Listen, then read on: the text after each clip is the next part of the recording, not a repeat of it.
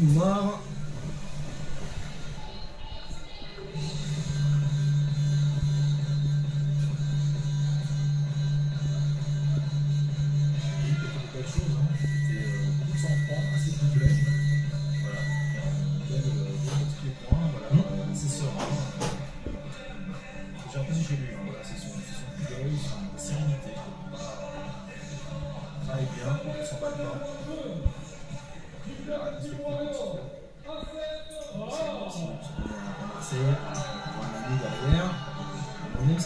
Prendre ses photos, j'ai salué Nabil. Ils est venu s'installer, le pensionnaire de Team Sorel. Il est installé tranquillement à côté du ring, il avait raison, autant être le plus proche possible de l'action. Et pour avoir une belle finale, il faut être deux. Kevin Noir est déjà sur le ring, l'entrée, la scène rap du Team Warriors à présent. Pour aller disputer ce dernier combat pour eux. Et la soirée l'avant-dernier pour le nôtre, il y aura ensuite à la finale des moins de 110 kg avec Nobile Kayev opposé à Dimurad Zouverov. C'est avec celui-ci que nous terminerons notre deuxième soirée ensemble concernant ce PFC 7. En attendant, on va s'intéresser de plus près à la confrontation entre Kevin Oumar et Hassen Rahat. Hassen, on est un peu resté sur notre fin, oui. C'est tellement vite. Oui, je t'ai dit, bon, qu'est-ce que peut faire ce garçon de plus? Là, on va voir ce qui va se passer. Et si on se souvient, Kevin Oumar était resté aussi debout, il avait proposé des choses. On pourrait avoir un combat différent de ce qu'on a vu durant la soirée, parce qu'on va rester davantage peut-être sur les pieds que de se retrouver au sol. Ça me paraissait être l'anglais. Ouais. Kevin, c'était plus pied-point. On n'a pas eu le temps de montrer autre chose. Ouais. Il a été tellement expéditif.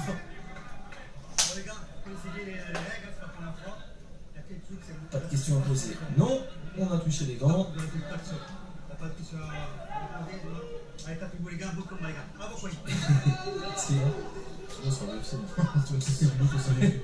C'est sûr. Et après avoir effectivement donc touché les gants, les corners qui donnent déjà de la voix, monte ta garde. Donc on va pas commencer, c'est voilà. Au moins comme ça, on est prévenu.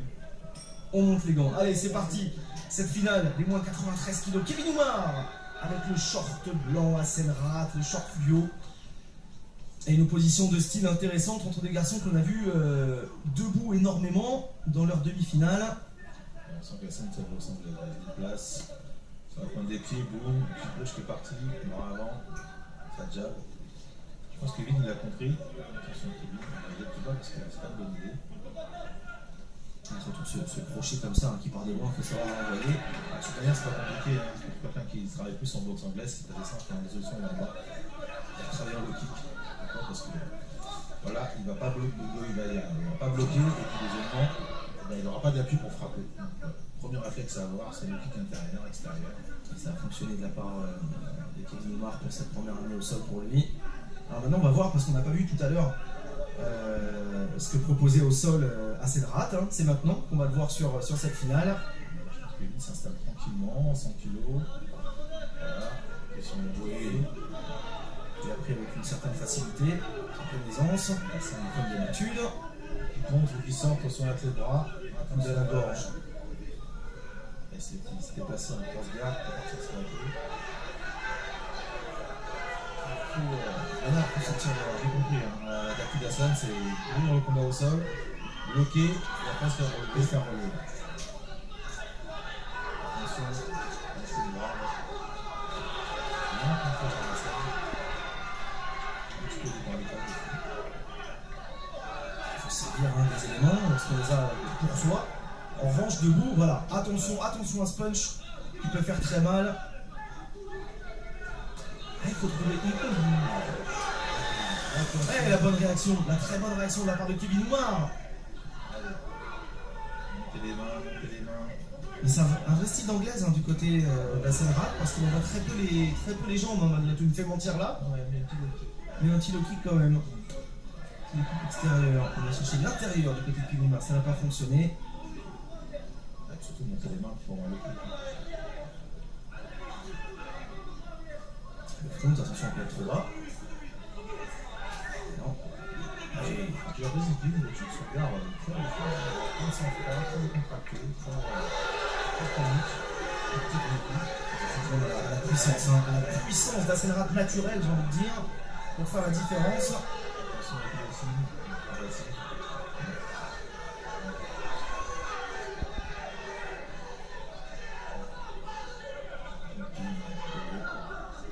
Parce que là, il n'est pas forcément en danger. C'est plus, voilà, c'est plus un blocage, pour être gênant.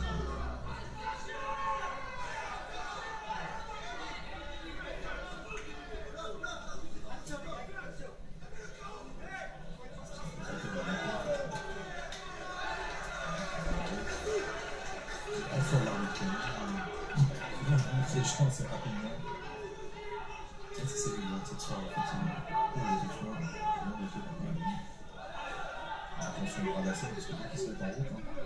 Et puis on a vu qu'il avait la possibilité justement là, d'enchaîner les coudes et ne pas s'arrêter sur un seul pour tenter de faire mal. Il est capable d'enchaîner, voilà, la preuve. Dès qu'il commence à avancer avec le jab vers l'avant, il est très dangereux à Senrat. C'est bien fait ramasser un peu. Le bloc, c'est ça, c'est qu'on sent qu'il n'y a pas beaucoup de lutte.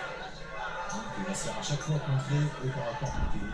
Il attend en fait. Ça, c'est un très gros avantage pour Kevin d'être capable d'aller chercher la lutte et d'enchaîner les takedowns. Hein. Dans le MMA, c'est que ça, c'est un des gros enchaînements qu'on apprend, c'est-à-dire rentrer au par rapport, tu veux esquiver le coup pour rentrer de voler. C'est un basique pour le MMA. On essaie de passer ça bien aussi dans le dessus. Donc là, il y a tout ce qu'il peut. On va placer.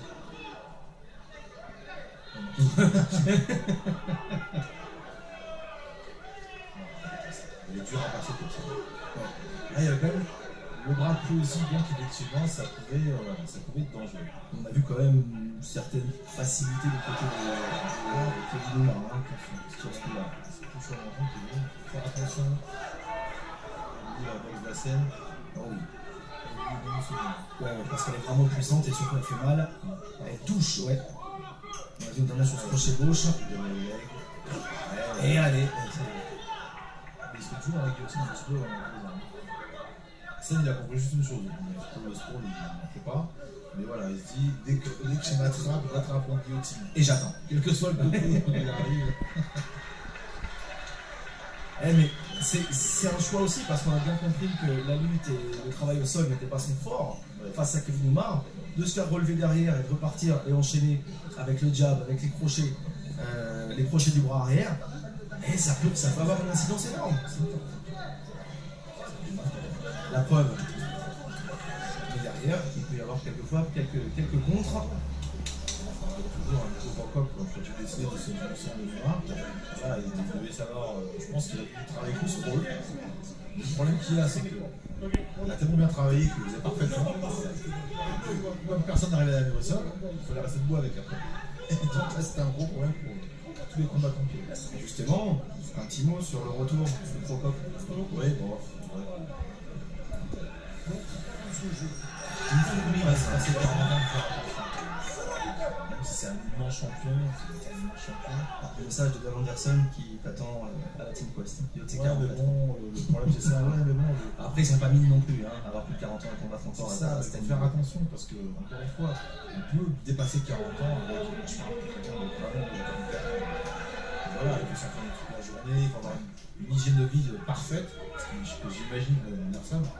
Mais bon, neurologiquement, il n'a pas 20 ans, il a 44. Donc les coups qu'on prend, les blessures qu'on a, c'est pas les mêmes.